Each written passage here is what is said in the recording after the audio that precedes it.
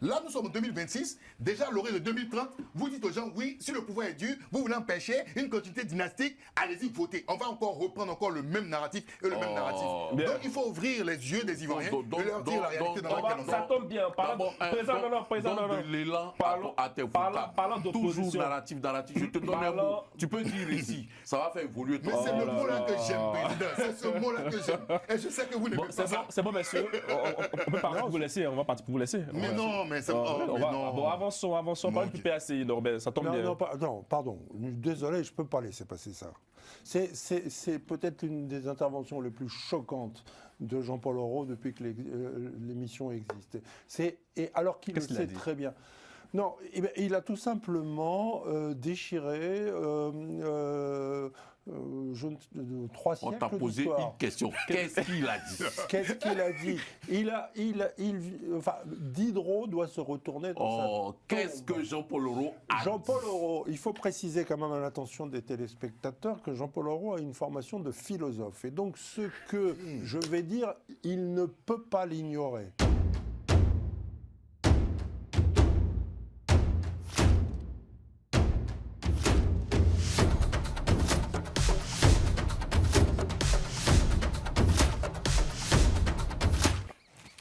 Bonsoir à tous, j'espère que vous avez passé un très bon week-end. On vous retrouve cette semaine pour commenter le nouveau gouvernement Begremont B2 et aussi revenir sur le comité central PPACI qui s'est tenu ce samedi. Bonsoir, président Jean-Paul Auroux. Bonsoir, Carlyle. Bonsoir, Ensa. Bonsoir, Carlyle. Bonsoir, Norbert. Bonsoir, Carlyle. Et bonsoir à Jean-Yves. Mais on va prendre la direction d'Abidjan pour rejoindre notre correspondant Jean-Charles Zoboï pour revenir un peu sur cette nomination du nouveau gouvernement. Bonsoir Jean-Charles. Qu'est-ce qu'il faut retenir de ce nouveau gouvernement? À la suite de l'élection présidentielle d'octobre 2025 et au soir des législatives, le président Alassane Ouattara, qui n'avait jusque pas là formé son gouvernement, a reconduit le premier ministre Robert Begré-Mambé, qui par la suite a proposé un gouvernement qui a été rendu disponible ce vendredi 23 janvier 2026. Et dans ce gouvernement, il y a eu des ministres, bien entendu, qui ont été reconduits, d'autres qui sont entrés dans ce gouvernement et des ministres sortants. Alors, au titre des ministres qui ont été reconduits, voilà, sans surprise, certains cadres du RHDP, notamment Anne Loto, Nialé Kaba, Amadou Kone, voilà, et d'autres ministres qui ont été reconduits. Et concernant les entrants, voilà, il y a M. Nguessan Kofi qui a pris le ministère de l'Éducation nationale et l'ex-DG du port, M. Insié Yakuba, qui occupe désormais le ministère des Infrastructures. Alors, il y a eu des surprises aussi au niveau de ce gouvernement, notamment le ministre Kobenon Kwasi Adjoumani, qui était ministre d'État, qui est sorti de ce gouvernement et on a ouï dire qu'il pourrait être repositionné. Notamment M. Adama Bictogo, qui était le président de l'Assemblée nationale, qui a été remplacé dernièrement par M. Patrick Hachi, était attendu aussi dans ce gouvernement. On attendait une nomination, un repositionnement, ce qui n'a pas été le cas. Et voilà, on s'interroge sur le cas d'Adama Bictogo. L'une des nouveautés de ce gouvernement, c'est surtout le poste de vice-premier ministre occupé par Téné Birahima Ouattara. Comment cette nouvelle a été accueillie par les Ivoiriens? C'est la nomination qui cristallise les débats en ce moment à Abidjan. La création de ce poste de vice-premier ministre, cumulé au poste de ministre de la Défense, attribué à M. Téné Birahima, petit frère du président. C'était déjà arrivé sous nos tropiques en 1959 avec M. Jean-Baptiste Moquet, qui avait été nommé lui aussi vice-premier ministre. Mais le contexte était différent parce que nous n'étions pas encore une république, nous n'étions pas encore indépendants. Alors, dans le cas d'espèce, ce n'est pas la première fois que sous la gestion du président Alassane Ouattara, M. Téné Birahima est nommé à des postes stratégiques. Rappelons qu'il avait été nommé ministre des Affaires présidentielles, un poste qui n'avait aussi jamais existé, mais qui était occupé par lui. Et dans la gestion de ce poste ou dans l'occupation de ce poste, il gérait des dossiers confidentiels et stratégiques qui étaient exclusivement réservés au président. Alors, la question qui se pose est de savoir est-ce que ce poste de vice-premier ministre est prévu par la Constitution ou est-ce que c'est une façon de le positionner? Alors, certains, voilà, y voient une sorte de positionnement de Téné Birahima, une façon de lui donner beaucoup plus de pouvoir et de poids. Lui qui a récemment été nommé, ou du moins qui a récemment été élu député de la commune d'Abobo. Et dans la guerre de cette succession, cette nomination, ce poste, vient le positionner un peu comme le successeur légal, ou du moins le successeur, voilà, prévu, voulu par le RHDP à la succession du président Alassane Ouattara. Et il faut noter qu'en Côte d'Ivoire, on a reproché à plusieurs présidents de vouloir gouverner le pays avec leur famille.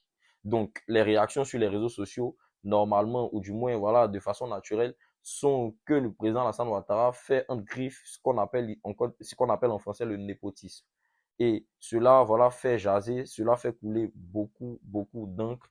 Et on observe, on attend de voir qu'est-ce qu'il va se faire. Certains même estiment que ce gouvernement, voilà, n'est pas un gouvernement qui va durer plus de 2 ans, parce que le véritable Premier ministre serait M. Téné Birahima et non M. Begré Robert Mambé. Bon, ce sont des cas un peu extrêmes, mais tout, voilà, le débat est ouvert.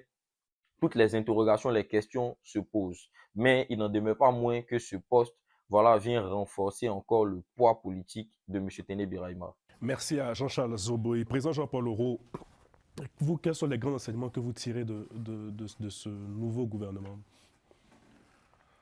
Merci, Carly. Pour moi, d'abord, on avait parlé de la nomination ici, de la reconduction de M. Robert Begré-Mambé à la primature. Et j'avais dit ici que le président Alassane Ouattara est connu pour ne pas être un homme de rupture. Donc, ce nouveau gouvernement, c'est l'ancien avec quelques nouveaux, et puis on continue, comme le président Ouattara lui-même l'a dit, on ne change pas un pilote en plein vol. Mais ce qui est nouveau dans ce gouvernement, c'est le poste de vice-premier ministre qui est créé par décret par le président de la République. J'aimerais ici informer, ou du moins indiquer qu'il y a beaucoup d'Ivoiriens, beaucoup de spéculations sur cette question de vice-premier ministre. C'est vrai que ça n'a pas un statut constitutionnel, mais la nomination en tant que vice-premier ministre est totalement et absolument légale. La Constitution permet au président de la République de nommer les membres du gouvernement et de décider d'en distribuer les différents, comment je pourrais dire, les différentes prérogatives. Le ministre d'État n'existe pas dans nos statuts, mais il y a des ministres d'État depuis Félix Houphouët-Boigny jusqu'à aujourd'hui. Donc ce n'est pas un problème. Mais comme l'a dit votre correspondant à Abidjan, c'est cette nomination qui est en réalité une nomination politique. Est-ce que depuis quelques semaines, depuis quelques mois, sur ce plateau ici, ce que nous avions pendant longtemps essayé de déplorer, c'est-à-dire la succession dynastique que le président Alassane Ouattara était en train de préparer, est-ce que nous ne sommes pas au commencement de cette succession dynastique en plaçant son petit frère à ce niveau de responsabilité-là, à ce niveau de responsabilité dans le gouvernement, est-ce lui mettre le pied d'une certaine façon à l'étrier, lui permet, parce que le vice-premier ministre est différent du vice-président, parce que le vice-président, il est vice-président quand le président n'est pas là. Or que là, on a le sentiment que c'est un vice-premier ministre qui est assistant actif du premier ministre.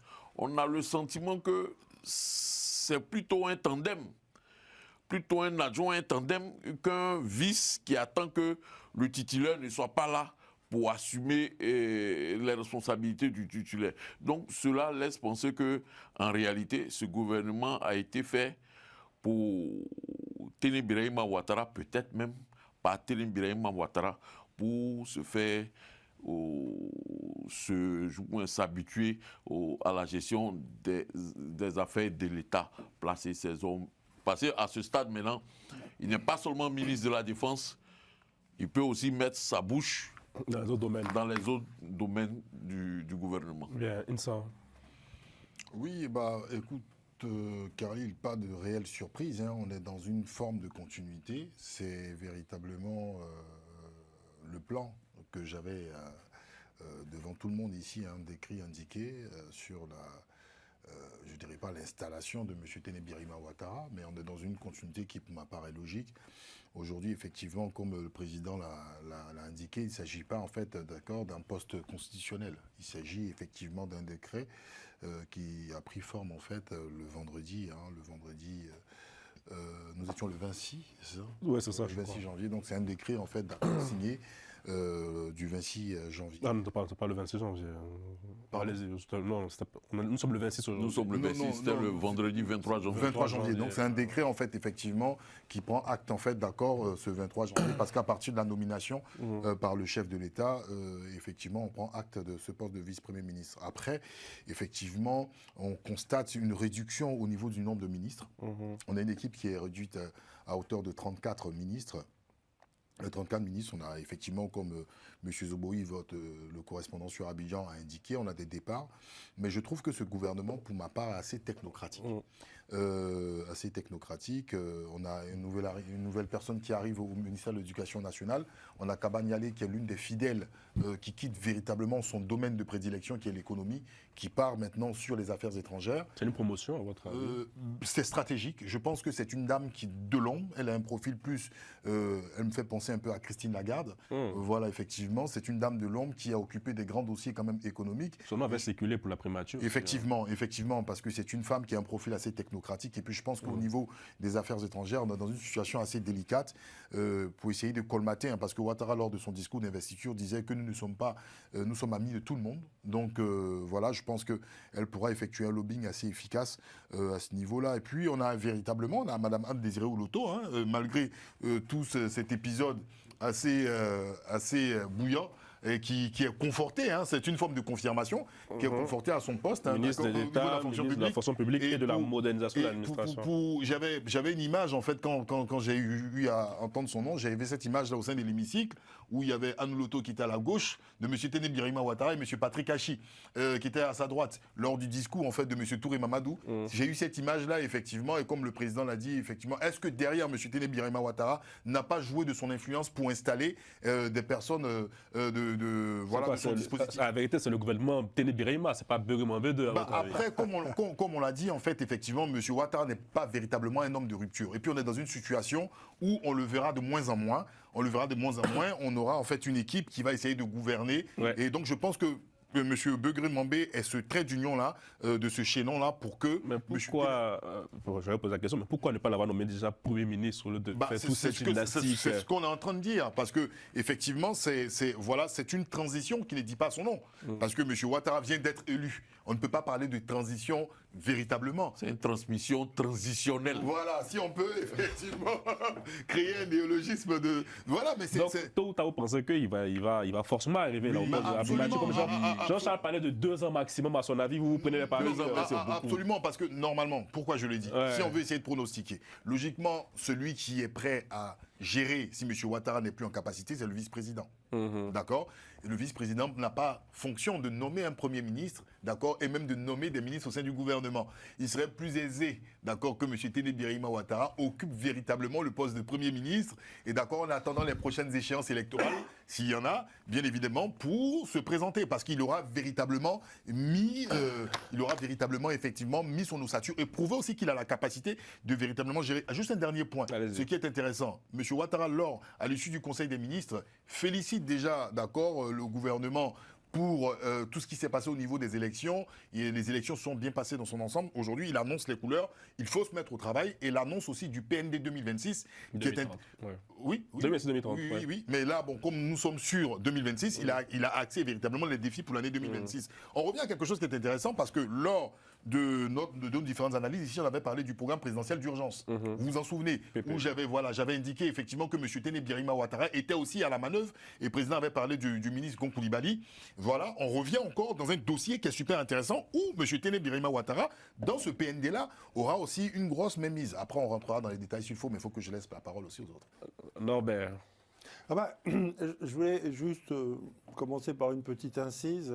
Le rappel historique effectué par notre ami Jean-Charles depuis Abidjan sur l'existence d'un poste de vice-premier ministre en 1959 est historiquement dévastateur. C'était l'Empire français. Oui, mais il a précisé. Il a précisé. Mais attends, il faut attendre le point de chute de Norbert. Non, quand même, je pense que là, tout est dit. Oui. Bon, évidemment, c'est le fait majeur. Bon, la transmission générationnelle, nous en avons parlé je ne sais combien de fois sur ce plateau pour la dénoncer, et nous y sommes. Donc la question, c'est est-ce que la Côte d'Ivoire est encore une république démocratique ou pas. Maintenant, la bonne question, effectivement, Carlyle, c'est pourquoi ne pas l'avoir nommé directement Premier ministre. On voit bien que ça coince. Alors, il y a plein de solutions, plein d'hypothèses qu'on peut faire. Peut-être que c'est à cause de nous. Qui sait? Oh là là. Peut-être. Mais je dis ça en plaisantant. Je dis ça en plaisantant. Bien sûr, il faut bien quand même s'amuser un petit peu. Non non, mais franchement. Mais peut-être que si c'est pas à cause de nous, si c'est pas la bande à Carlyle qui a empêché Ouattara de nommer directement son petit frère Premier ministre, c'est quoi? Que se passe-t-il? Moi, je suis très intéressé par cette question. Qu'est-ce qui a bien pu se passer au palais présidentiel, dans le premier cercle, pour que au dernier moment, il ait reculé, il n'ait pas osé. Alors bon, j'ai bien écouté notre ami Jean-Paul décrire le profil de poste de vice-premier ministre. Ça ressemble étrangement à un poste de stagiaire. Et donc, ça serait le stagiaire le mieux payé de la République. C'est assez... voilà, les premiers commentaires qui me viennent à l'esprit. Un stagiaire de luxe, pourquoi pas. En fait, on parle aussi du président Ouattara, du fait qu'il ait retardé sa nomination, mais on ne parle pas du conseiller. Peut-être que M. Birahima a dit « je ne suis pas encore prêt ». Enfin, pourquoi pas? Pourquoi cette option, personne n'en parle? Jean-Yves? Oui. En fait, moi, pour revenir sur ça, moi, ça me fait penser un peu à Jean-Louis Gasset et Faye Mess. Parce que sur le dossier de la fédération, c'est un dossier que j'ai un peu suivi. Et donc, on donne l'équipe nationale à Jean-Louis Gasset, sachant que Faye Mess est en bac. Et parce que c'est quand même risqué de mettre Faye Mess pour une première expérience, qu'il soit entraîneur principal. Et donc, on met le vieux père son Anthony Gasset, qui, à un moment donné, a été confronté à certaines situations. Donc, il a dû laisser, parce que voilà, je lui ai dit, on a évité que Faye Mess se brûle les ailes sur un premier temps. Et donc, revenant sur le dossier de la Côte d'Ivoire, effectivement, on met Begue Mambé en tant que Premier ministre et Téné Birahima en tant que vice-premier ministre.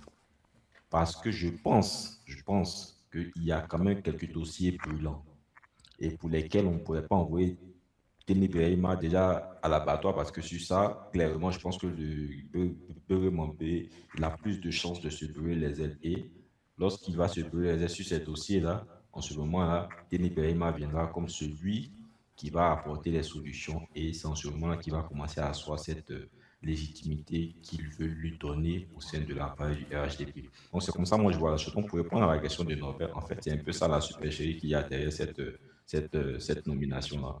Voilà. Et parce que lorsque on regarde normalement dans notre État, normalement les ministres d'État sont considérés comme des vice-premiers ministres normalement. Donc pourquoi en plus des ministres d'État on crée ce poste de vice-premier ministre là? Donc c'est clairement pour qu'ils se mettent dans l'antichambre en attendant que Begue Mambé ne libère la place.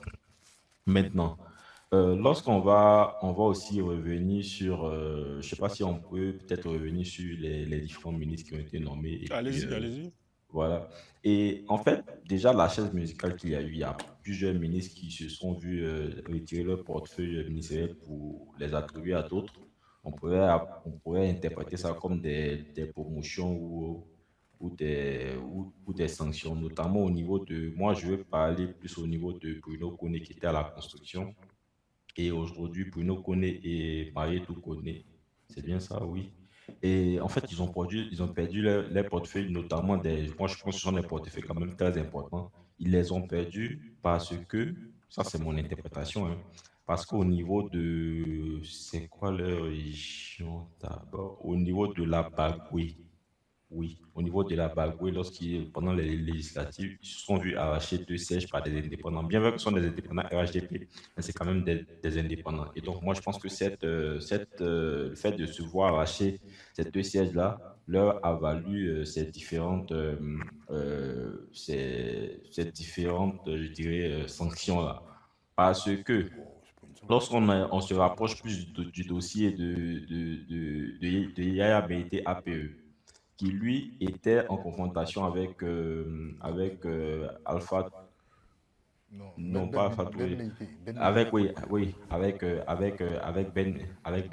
Ben Meïté. Plus loin, on se rend compte que lorsqu'il a gagné lors de ces élections, il s'est vu au niveau de la SOTRA, voilà, il a eu des sanctions, sachant qu'à la SOTRA, on a Bouaké Fofana. Et l'autre ministre qui a été débarqué aussi de ses fonctions, c'était un peu, à la SOTRA, pardon, on a Mété Fofana et Mété Bouaké, pardon, et l'autre ministre qui a été débarqué aussi, parce que c'est lui qui est le coordinateur général du RHDP dans cette région-là, c'est Bouaké Fofana. Donc, je vais dire que les différents ministres qui ont perdu leur portefeuille, ou du moins ceux qui sont vus leur portefeuille arraché, c'est aussi en grande partie pour ces législatives-là. Parce qu'ils n'ont pas pu maintenir, je te dis, euh, ils n'ont pas pu canaliser les velléités de candidature de certains indépendants. Maintenant, quand je finis de dire ça, je me pose aussi une question au niveau du Contogo. Qu'est-ce que, par exemple, Adjoumani a bien pu faire pour qu'il puisse se voir retirer, se voir retirer son portefeuille ministériel au profit de quelqu'un d'autre? Donc, pour ça, la question reste posée. Je pense qu'on aura la possibilité de revenir là-dessus. Merci beaucoup. On vient d'avoir l'information en direct communiquée de la présidente de la République. Le ministre Adjoumani a été nommé ministre d'État, conseiller spécial à la présidence. Réaction du président Jean-Paul Roux. Bon. Il passe de l'agriculture à la présidence. Il passe de l'agriculture, conseiller à la présidence. Bon, c'est quoi qu'on dit, c'est une voie de garage. Hein. Pour éviter de voie de garage, ce que vous dites, de se fâcher avec un certain nombre de quoi qu'on dise, Nicolas Koubena Kwasi Adjoumani est une personnalité forte dans sa région. Peut-être qu'on n'a pas envie de perdre un certain nombre de militants, mais pour quelqu'un pendant près de 17 ans qui a été dans un gouvernement, qui a été très actif, être conseiller du président de la République, voilà, c'est vas-y, assieds-toi et puis... Ministre d'État encore, il y a son bon, ministre d'État... Ah, ils y tiennent, hein c'est lié, c'est par rapport au protocole, et ça c'est par rapport au protocole. Lorsqu'il y a des réunions, pour éviter le frustré, ça sera même au même niveau que là où il était, sans éviter de le choquer. Mais au-delà de ça, j'aimerais revenir. S'il y a tant de supputations autour de... Pour revenir sur la question de Téné Brahima Ouattara, tout ce qui se passe, ce n'est pas le fait que vice-président, quoi que ce soit. C'est rien du tout. Hein. Comme Norbert l'a dit, en fait, c'est un stagiaire pour le poste de Premier ministre. On lui apprend le métier véritablement. Mais ce qui gêne, c'est que c'est le petit frère du président. Et le président s'en va, et puis lui, il a créé les conditions pour permettre à son petit frère d'être calife à la place du calife. C'est ce qui, d'une certaine façon, pose à beaucoup de personnes en Côte d'Ivoire des questions, je dirais, éthiques. Sinon, M. Téné Brahima Ouattara, il n'y a rien qui le disqualifie hein, pour être à ce niveau de responsabilité. Même s'il veut être président de la République de Côte d'Ivoire, il a le droit entièrement. Il ne faudrait pas qu'on fasse comme si, oh non, Ouattara veut mettre son petit frère. Le jour où il devra être président de la République de Côte d'Ivoire, il faudra que les Ivoiriens acceptent de l'élire président de la République de Côte d'Ivoire. Ça, c'est un fait. Maintenant, est-ce qu'on peut reprocher au président de la République de préparer son petit frère à ce niveau de responsabilité aussi élevé? Oui. Pour ma part, non. On ne peut pas reprocher ça à Ouattara. Oui. Il revient maintenant à l'opposition ivoirienne et à une partie des Ivoiriens qui sont non RHDP de se préparer à ce que cette éventualité-là ne se produise pas. Que de rester dans des réunions et faire des déclarations, des proclamations. Non. C'est dans l'action, c'est sur le terrain, c'est sur le terrain politique. C'est dans les... Je fais référence, tu sais. Donc, pour moi, c'est cela. C'est cela. Aujourd'hui, l'opposition ivoirienne, on a assis dans les petits salons, nos petits meetings de couloir, on a été bavardés. Non, Ouattara a fait une succession de dynasties, Qu'est-ce qu'on fait pour que dans l'esprit des Ivoiriens, pour que dans le jour du vote, le jour où il va arriver de dire, est-ce qu'on choisit Téné Brahima ou bien on choisit un tel autre, il faut qu'ils aient les éléments suffisants nécessaires pour opérer ce choix-là. Sinon, Ouattara, il a la latitude, c'est pas parce que Téné Brahima Ouattara est son petit frère que ce dernier est disqualifié au poste de Premier ministre ou éventuellement du président de la République de Côte d'Ivoire, non. Bien, merci Président pour ce coup de gueule. Vous voulez prendre la parole, Jean-Yves, allez-y. Oui. En fait, je vais dire au président que, logique, en fait, c'est pas parce que c'est le petit frère du président. Bon, en grande partie, c'est ça. Mais là, en fait, le plus grand problème, c'est quoi? C'est que, en plus d'être le petit frère du président, on se rend compte que ce dernier-là, il est en train d'éliminer tous les candidats potentiels. C'est-à-dire qu'on les élimine par tous les moyens. On avait Pictogo qui avait manifesté son envie de pouvoir succéder au président Ouattara. Ce dernier-là s'est vu retirer son poste. Bon, d'après lui-même, ils ont levé le tabouret en bas de lui. Donc, on lui a retiré ce poste de président de l'Assemblée nationale. Donc, aujourd'hui, il sera compliqué pour Pictogo de continuer cette bataille. Donc, on se rend compte que toutes les personnes qui essaient quand même de penser à la situation de Ouattara sont carrément écartées. Et c'est de cette injustice-là qu'on parle. Voilà. Donc, le petit frère du président, il peut avoir les compétences, il a les compétences et qu'il a les aptitudes nécessaires. Alors, on le laisse et on laisse les autres aussi aller combattre légitimement. Moi, Mais lorsqu'on les écarte, c'est ce qui pose problème. Jean-Yves, d'abord, je n'ai pas dit qu'il a les compétences. J'ai dit qu'il a le droit de vouloir être président de la République de Côte d'Ivoire dans ce pays-là. Il a le droit. Ce n'est pas parce qu'il est le président, ce n'est pas parce qu'il est le petit frère du président qu'on va dire non, le petit frère du président n'y va pas. Moi, personnellement, pour des raisons, pour des questions d'éthique, je dirais que d'un petit pays, un pays comme la Côte d'Ivoire qui a vécu les crises qu'on connaît, juste à cause de l'affaire des présidents là, vraiment pour l'instant, nos populations ne sont pas outillées, ou bien notre public n'est pas outillé. Ça, c'est mon avis, n'est pas outillé pour qu'un petit frère succède à son grand frère. Ça a tous les relents ou tous les traits d'un royaume ou d'une monarchie. Cependant, le droit ivoirien n'empêche en aucune façon M. Téné Birahima Ouattara d'être président de la République. Deuxièmement, quand tu parles d'écarter, il écarte qui? Est-ce que le fait que Adama Pictogo ne soit plus président de l'Assemblée nationale, ça l'empêche en 2030 d'être candidat à la présidentielle ivoirienne? Non. Il se prépare. Il peut aller se préparer. Qu'est-ce qui empêche aujourd'hui Adama Pictogo, qui n'est plus président de l'Assemblée nationale, qui a son poste de maire de Yopougon, il se concentre là-dessus, il se prépare pour 2030. Qu'est-ce qui l'en empêche? En fait, j'ai l'impression que, président, j'ai l'impression que tu es dans ton monde, tu n'essaies pas de toucher du doigt la réalité. On a vu, même Bakongo, lorsqu'on lui a prêté ses intentions à Bakongo, a dit quoi? Il dit, mais ça, en fait, c'est un raccourci très, très, très dangereux. Adjoumani, tous ceux-là, ils ont même refusé. En fait, à un moment donné, il ne faudrait pas qu'on se voit la face. Non, tu ne m'as pas compris. Tu ne m'as pas compris. Jean-Yves, tu ne m'as pas compris du tout. Non, je vais finir en 1 minute. Sur cette question-là, j'aimerais que Jean-Yves comprenne ceci. Si au sein de l'appareil RHDP, Adama Pictogo n'a pas eu l'intelligence de comprendre que dans cette formation politique-là, on ne manifeste pas ses ambitions, on ne déclare pas ses ambitions d'être calife à la place du calife. C'est dangereux. Si lui, il ne sait pas, lui qui est dans l'appareil depuis combien d'années, il ne sait pas, et il est venu faire ça sur un plateau de télé, il en assume les conséquences. Cependant, en tant que citoyen ivoirien, rien ne l'empêche d'ici à 2030 de se préparer pour devenir président. Vous savez bien ce qui va se passer. Ok. Alors, il y a 2 questions, il y a 2 points qui ont été relevés ici. Alors, le premier point, c'est effectivement en ce qui concerne la personnalité, le fait qu'il soit le petit frère, M. Téné Birahima Ouattara, soit le petit frère de M. Alassane Dramane Ouattara. Est-ce que cela pose problème?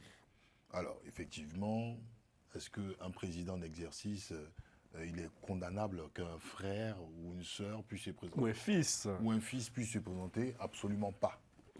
Mais non, constitutionnellement, ce n'est pas interdit. Ah bon? Constitutionnellement, si on y va au niveau de l'éthique, et là c'est sur ce point je vais attaquer, parce qu'on parle de M. Téné Birahima Ouattara, mais la personne qui était en train de faire le communiqué à la présidence, Mme Masséré Touré, épouse Nabagné Koné, qui est-elle? C'est la nièce de M. Alassane Dramane Ouattara.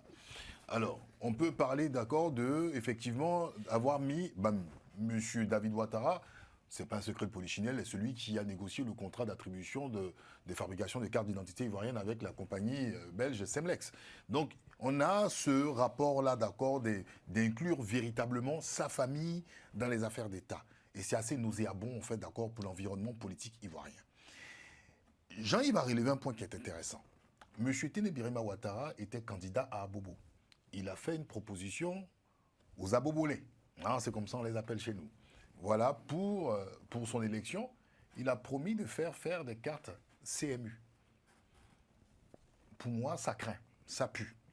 Parce qu'un homme politique qui est censé déjà incarner un renouveau politique ne sera pas dans cette continuité. Quand on dit aux opposants ivoiriens qu'ils dorment, c'est bien, mais ils dorment. Mais il y a qui en face?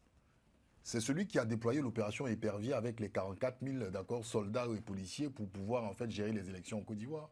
M. Téné Birima Ouattara, ce monsieur qui a adressé un discours en disant en fait d'accord que l'opposition ou les personnes qui veulent être opposées à M. Ouattara sont je sais pas quoi, des bonariens ou quoi, lors des élections présidentielles. Moi je crains en fait pour la démocratie en Côte d'Ivoire. Et puis, quel seuil allons-nous avoir? Dans quel dispositif électoral le jeu encore politique se fera en Côte d'Ivoire?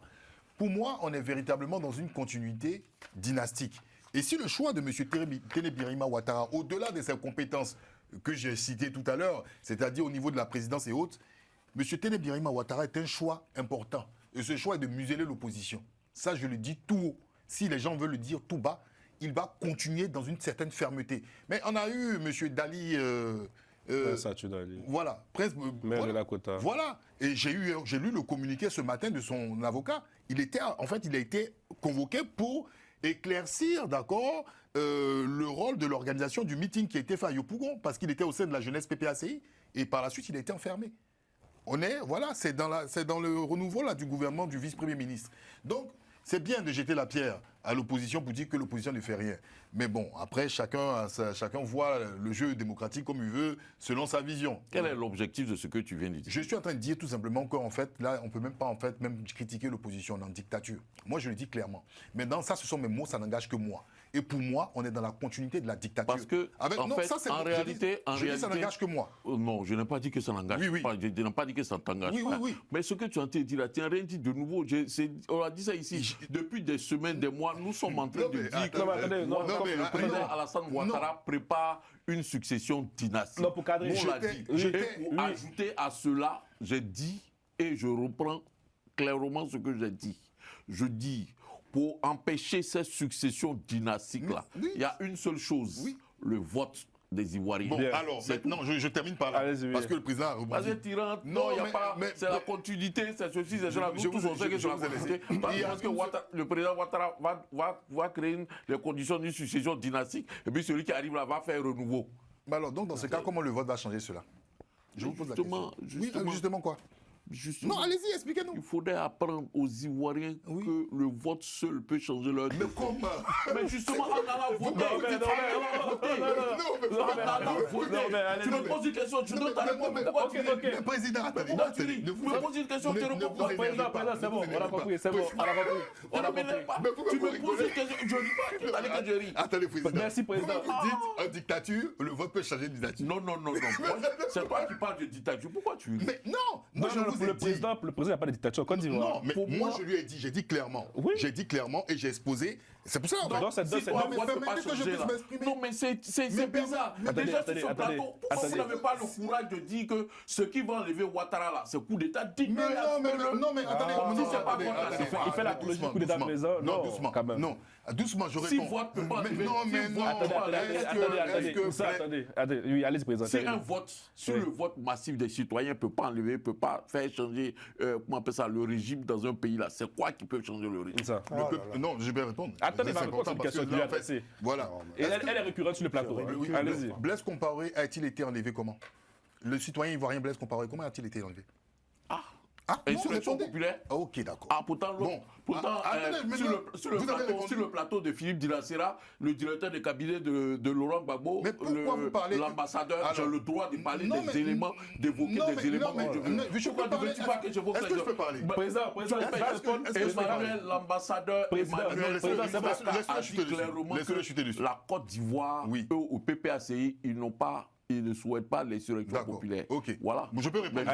C'est ce que tu as Si vous parlez au nom de M. Emmanuel Aka, et moi, je ne parle pas en son nom. Mais je peux parler, s'il vous plaît. Président, laissez-le terminer, s'il vous plaît. Allez-y. Ne tombe pas mes propos, je ne parle pas en son nom. Mais vous avez cité l'exemple de M. Je l'ai cité. Citer quelqu'un ne veut pas dire. Vous avez cité Emmanuel Aka. Moi, je ne parle pas au nom d'Emmanuel Aka et du PPACI. je m'exprime moi en tant qu'un citoyen libre. Je vous ai posé une question, vous avez dit au Burkina Faso, M. Blaise Compaoré a été chassé suite à l'insurrection populaire. L'insurrection populaire n'est pas seulement l'affaire du PPACI. Ici, M. Emmanuel Akar, vous l'avez cité comme exemple, ça n'engage que lui et sa formation politique. Moi, je parle du peuple de Côte d'Ivoire. Quand on parle du vote, ce n'est pas seulement l'affaire que du PPACI. Et je dis et je répète, il n'y a pas seulement que le coup d'État. Parce que c'est un narratif que vous lancez aux gens pour que les gens aient une sorte d'épée de Damoclès sur la tête pour dire « Ah tiens, il n'y a que le coup d'État ». Est-ce que vous-même, ce monsieur qui est candidat à Bobo, qui dit qu'il offre des cartes CMU, c'est ce que Jean-Yves disait ici, c'est du clientélisme. Et normalement, c'est contre la loi. Parce qu'un homme politique ne peut pas dire à des riverains que je vais vous offrir, vous, une CMU. Sur quel prétexte, sur quel contexte. Et encore, on avait une CEI ici qui est complètement bancale. On a vu ici aux législatives, vous avez prôné la règle du vote. Vous-même ici, vous étiez député. Non, je vais chuter. Vous étiez député. Là, nous sommes en 2026. Déjà, à l'horizon de 2030, vous dites aux gens, oui, si le pouvoir est dur, vous voulez empêcher une continuité dynastique, allez-y, votez. On va encore reprendre encore le même narratif et le même narratif. Bien. Donc, il faut ouvrir les yeux des Ivoiriens et leur dire la réalité dans laquelle on est. Ça tombe bien. Président, de l'élan Parlons- à tes parlons vocales. d'opposition. Toujours narratif. Je te donne un mot. Tu peux dire ici. Ça va faire évoluer ton Mais c'est le mot-là que j'aime, président. C'est ce mot-là que j'aime. Et je sais que vous n'aimez pas ça. C'est bon, messieurs. On peut partir pour vous laisser. On va partir pour vous laisser. Mais non, mais ça... Bon, avançons. On parle du PPACI, Norbert. Ça tombe bien. Non, pardon. Désolé, je ne peux pas laisser passer ça. C'est peut-être une des interventions les plus choquantes de Jean-Paul Auroux depuis que l'émission existe. Et alors qu'il le sait très bien. Non, il a tout simplement déchiré 3 siècles. On t'a posé une question. Qu'est-ce qu'il a dit? Qu'est-ce qu'il a dit? Enfin, Diderot doit se retourner dans sa qu'est-ce que Jean-Paul Auroux a dit? Jean-Paul Auroux, il faut préciser quand même à l'attention des téléspectateurs que Jean-Paul Auroux a une formation de philosophe. Et donc, ce que je vais dire, il ne peut pas l'ignorer. Si encore il était ignorant de ça, bon, on dirait d'accord, mais c'est pas possible, ok? Je vais simplement rappeler, comme le disait Diderot, que nul homme n'est avec le droit de gouverner les autres. Nul homme, c'est simple. Bien, lorsque on est dans une famille et que dès la naissance, on est avec le droit de gouverner les autres, ça s'appelle une monarchie. Bien, en naissant, Téné Birahima Ouattara s'est retrouvé le frère d'un homme qui allait devenir président de la République.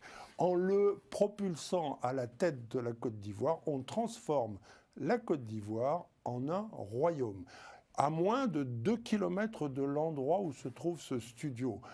Un roi a eu le coup tranché pour ça. Voilà ce que c'est. Et donc, lorsque Diderot dit ça, c'est un siècle avant la Révolution environ. Il prévient, il dit attention. Et puis ça vient. Et à l'époque, mon cher, et tu le sais très bien, les sans-culottes, ils n'étaient pas plus éduqués que les Ivoiriens d'aujourd'hui. Voilà ce qu'on est en train de préparer. Et nous, à la bande à Carlisle, on a sur le plateau quelqu'un qui dit mais tout ça est bien normal. Et puis d'ailleurs, si les opposants ne sont pas d'accord, ils n'ont qu'à gagner les élections. Voilà. Ça, une fois, le maître Kakou, un jour, l'a dit sur ce plateau, et je lui ai dit que j'espérais qu'il plaisantait. Parce que les élections en Côte d'Ivoire, on vient d'en avoir une démonstration il n'y a pas si longtemps. C'est simple, les élections, on élimine les candidats dangereux qui peuvent nous faire de l'ombre, on met en place un découpage électoral à sa main, on prépare une liste électorale qui est forcément à notre main, et puis c'est bon. Et puis il y a Jean-Paul Auroux qui vient sur le plateau de la bande à Carlisle en disant mais les opposants, si vous voulez prendre le pouvoir, mais présentez-vous à l'élection. C'est d'un cynisme sans nom. Non. Le président a vu des journalistes ivoiriens de Paris et de sa proche banlieue à dépasser les bornes. C'est scandaleux. Je suis indigné parce que je viens d'entendre Jean-Paul Auroux. Et je pense que chacun est libre de ses positions. Allez-y, président. Voilà le ridicule d'un certain nombre d'individus comme Norbert. Ils pensent que c'est à coup d'indignation qu'on va changer ce qui se passe en Côte d'Ivoire. C'est ce que je suis en train de dire et de répéter. Est-ce que tu connais le mot honte? Est-ce que tu connais le mot népotisme? Tu devrais réfléchir à ces deux mots, mon cher. C'est scandaleux ce que tu oses dire. Les Ivoiriens tu lui as t'écoutent posé et te une regardent. question. Jean-Paul Oro a dit quoi? Il était incapable de dire ce que j'ai dit. Mais comme tu ne sais pas ce que j'ai dit, parce que tu es dans ton obsession anti-Jean-Paul Oro, je vais te répéter ce que j'ai dit.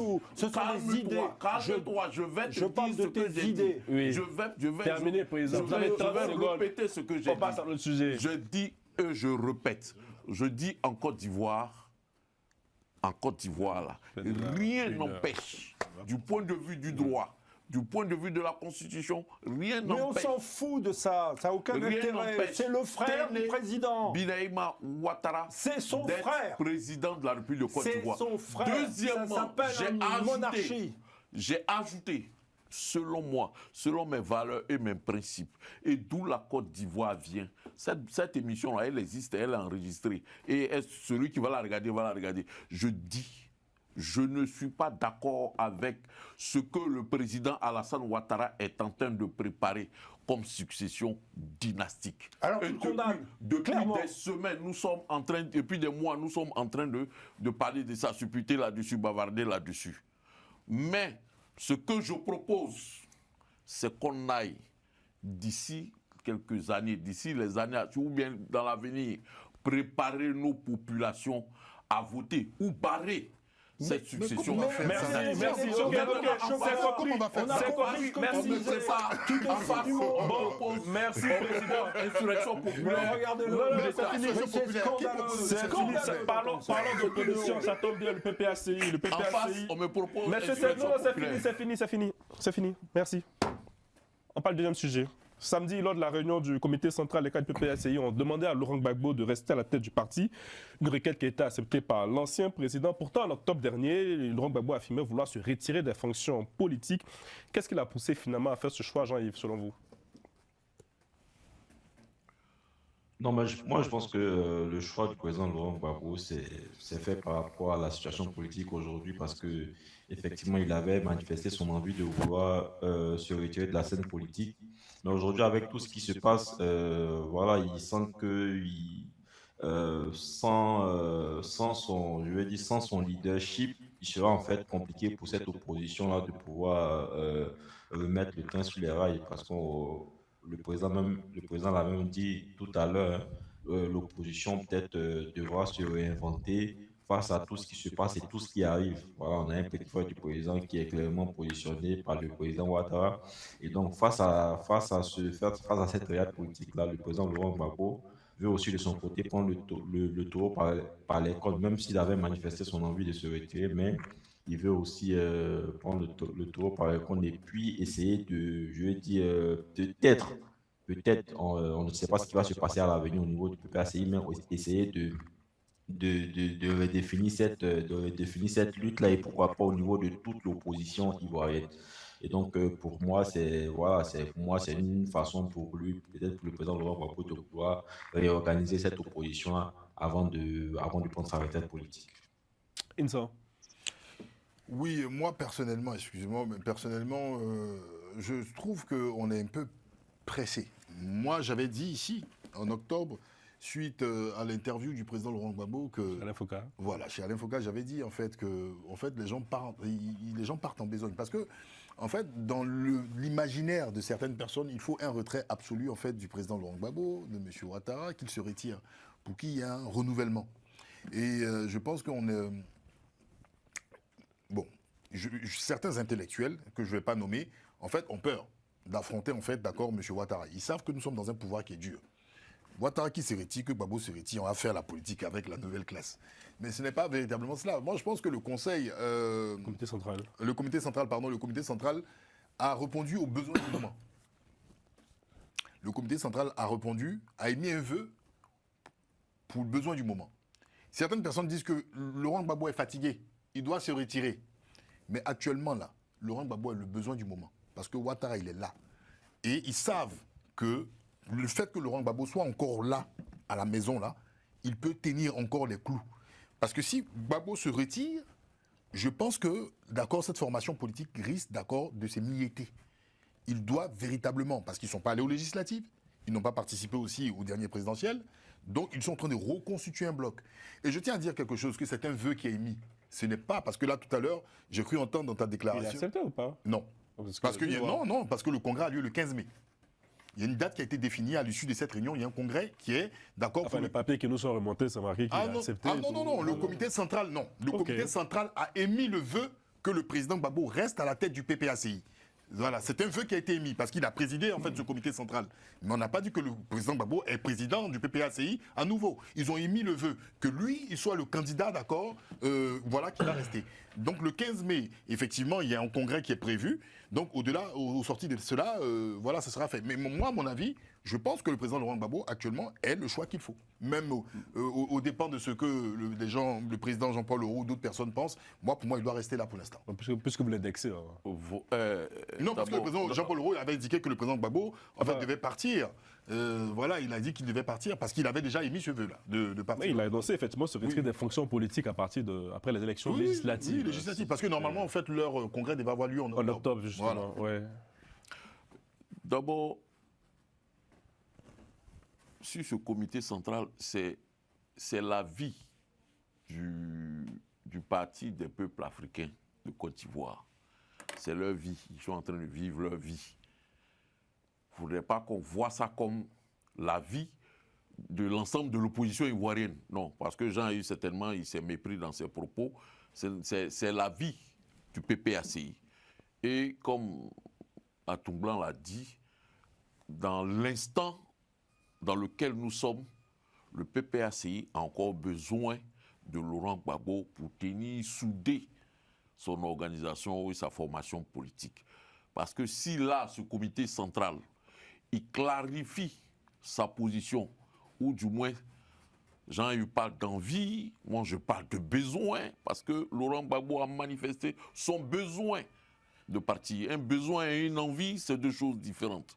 Il a marqué son besoin de partir, il dit je veux maintenant vivre, voyager, faire un certain nombre de choses. Ça a été clair. Mais c'était lors d'une interview, un événement médiatique. Maintenant, à un événement politique, il fallait qu'il consacre ce besoin-là et cette déclaration.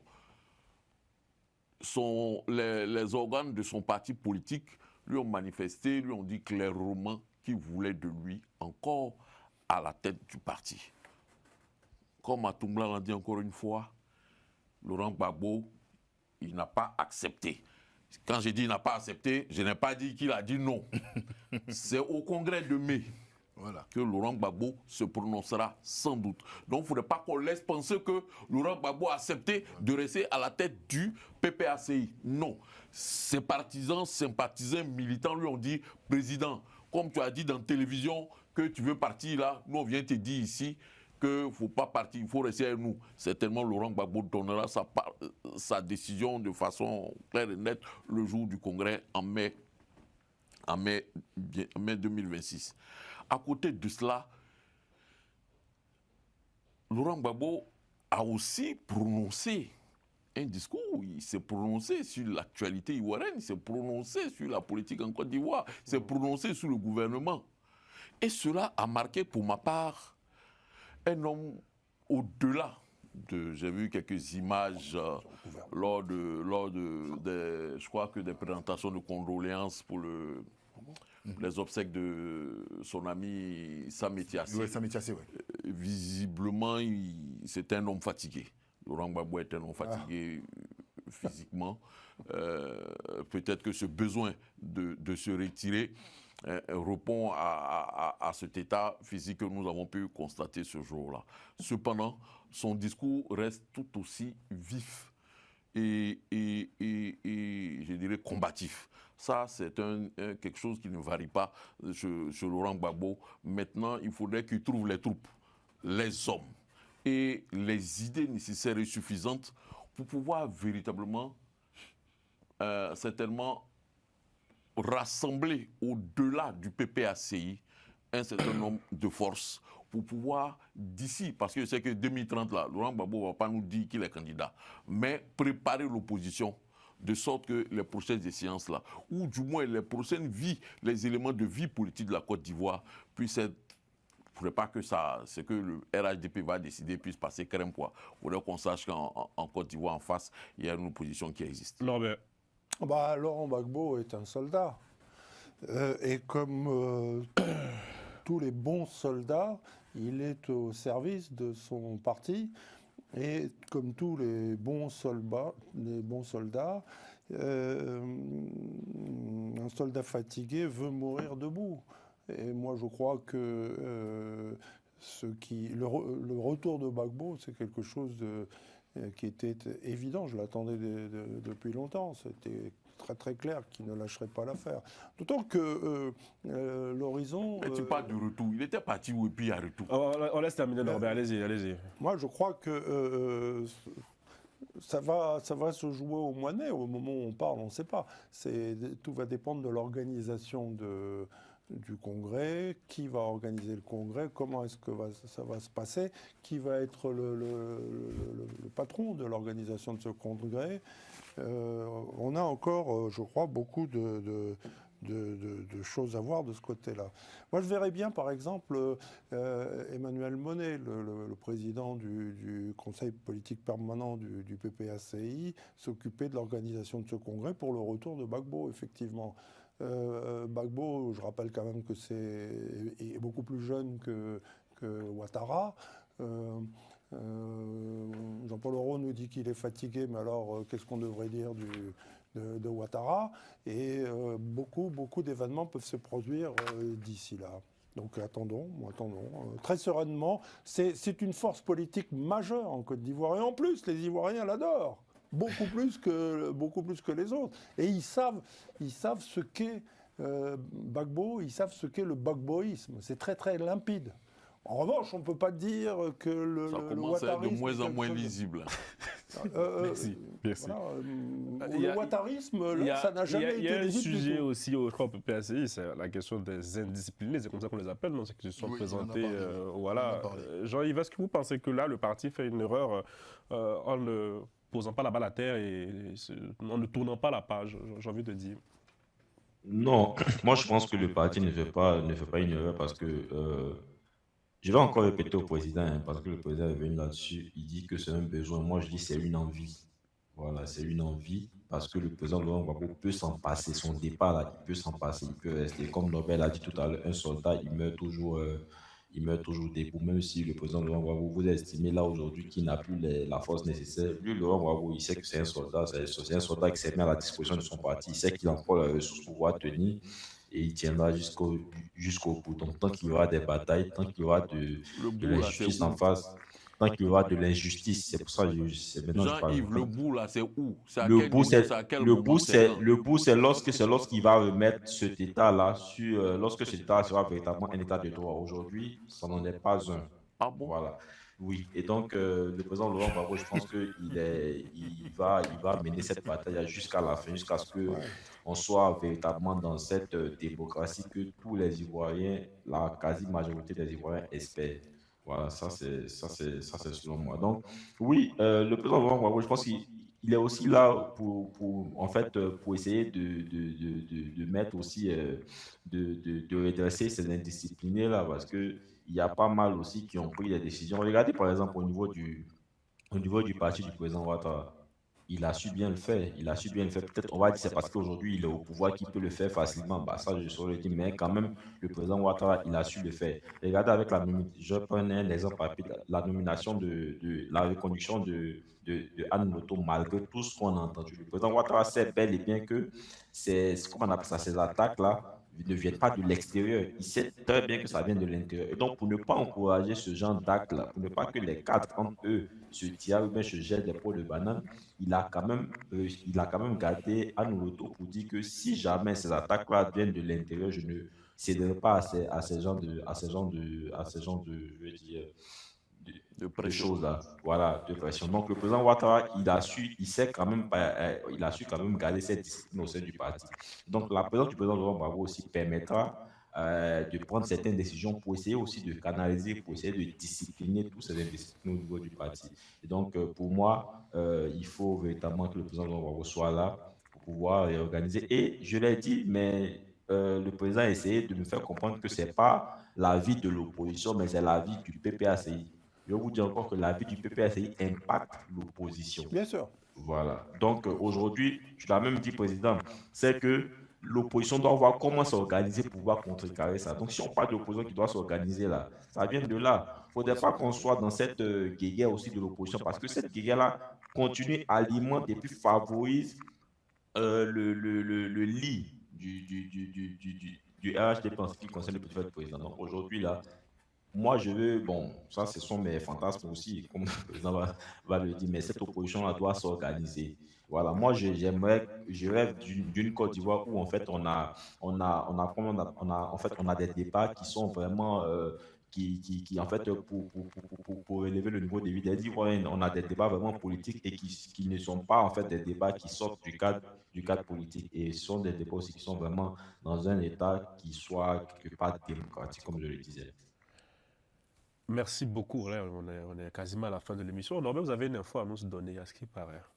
C'est une rencontre qui a eu lieu à Abidjan avec 3 députés et une maman que nous connaissons très bien, que nous saluons au passage. Oui, c'est le moment effectivement de dire un mot du PDCI parce que Jean-Yves parlait de l'opposition et il a tout à fait raison. Hein.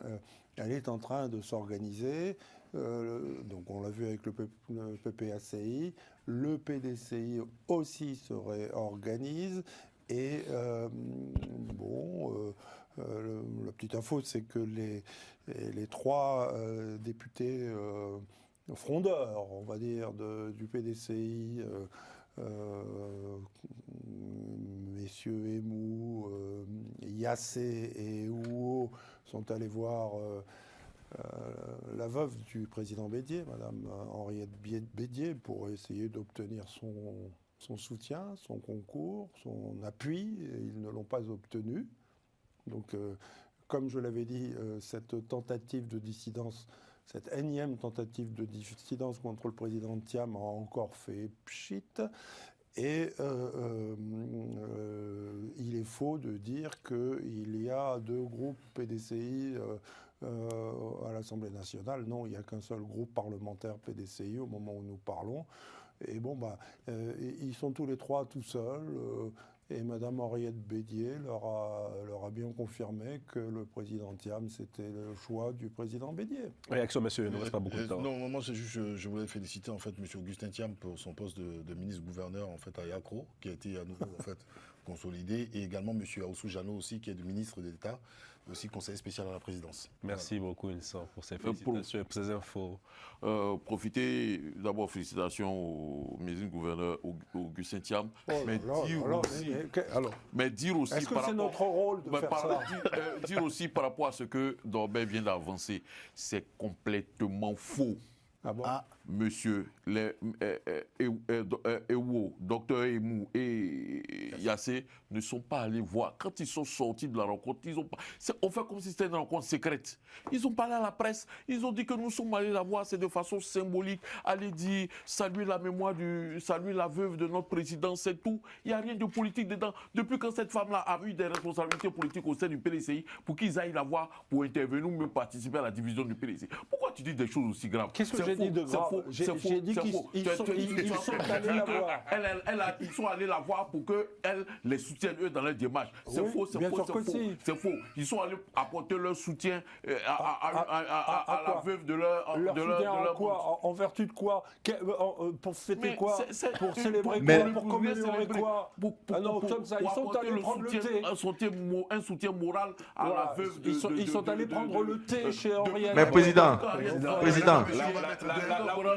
mais président. Et puis c'est faux. Je lui dis que le soutien de Bédié, ça a été toujours Thiam. C'est faux. Tu nous rapportes n'importe quoi. Bon, alors, si la fin du match... Merci, mon Attends, mais président, je ne sais pas, président. Si, il y a le vice-premier ministre.